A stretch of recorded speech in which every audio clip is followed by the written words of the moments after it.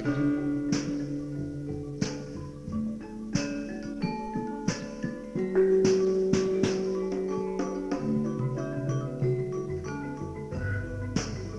Lane rokok kok disedot-sedot, lane suruwe ditandur nang tegale. Kawitane areke sledat-sledot, bareng weruh rasane sepisan goleki tunggale. Ana kodhok dek nang jero tebu, lane tuku areng wadah keranjang. Kapok gak ilok aku duwe bojo lemu, bareng turu bareng jeblokno kayang. Tuku jahe locah kok nang waru, ana abong kok diparut. Suwe wong duwe bojo kuru, nyambung pipi koyok nyambung siku.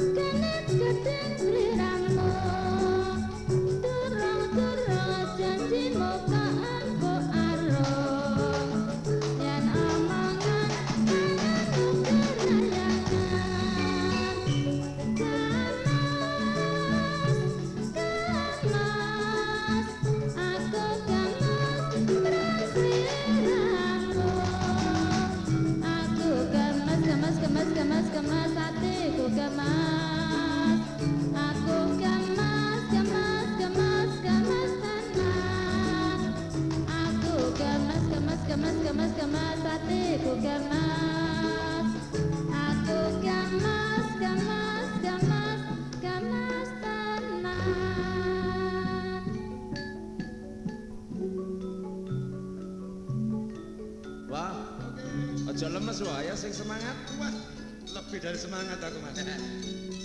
Pokoknya anggere seru gendeng jula-juli ki wis umur tambah ya. Oh, kira iya ya, Mas.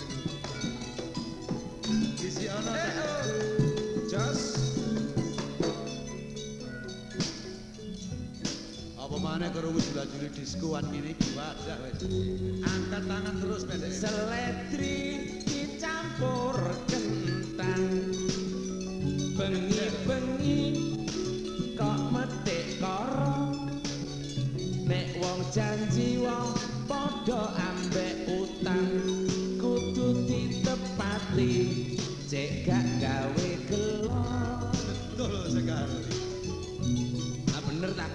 Betul. Nah ya nek kadung janji gak ditepati padha ambek belenjane. Wah, iya iku jenenge gawe gelo. Wong aku dhewe tau janji oleh aku ngenteni sanu gak kepethuk. Mangkel kok. Aku ora sama direbung semut nunggu awakmu kok. Iya. Terus no. Udeng ireng wong dipeniteni nang banyu oren kok numpak bemu karepe seneng tapi gak dikarepi nek bengi ketak-ketip gak iso turu sego goreng diparuti klopo wayah magrib wong kok beber kloso Isi sawane sugihe sugih wong tapi gak bloko iku jenenge wong urip sing tanpa guna tuku srabi wong kok nang padangan ayo dicedhek ae. nang Maluku kok numpak sepeda Ayo kantuan, Mas. nek wong rabi umure gak seimbang wong nek padu persis warta berita Kayune iki nek kayu kara. Wong jatine akeh godhonge. Ayune lombak Sulastri pancen gak sepira. Sing dadi dadah okong-okongi. Penomen nek kayune mauni. Lah nek iso sok wani dadape. Bojo ayu elek iku lah ngingoni.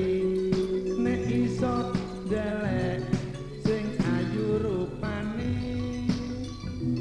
kembang turiwa enak dipecel kok yo buntute yo gak mesti wong anake ndrecel bareng kenek krismon iso dele-dele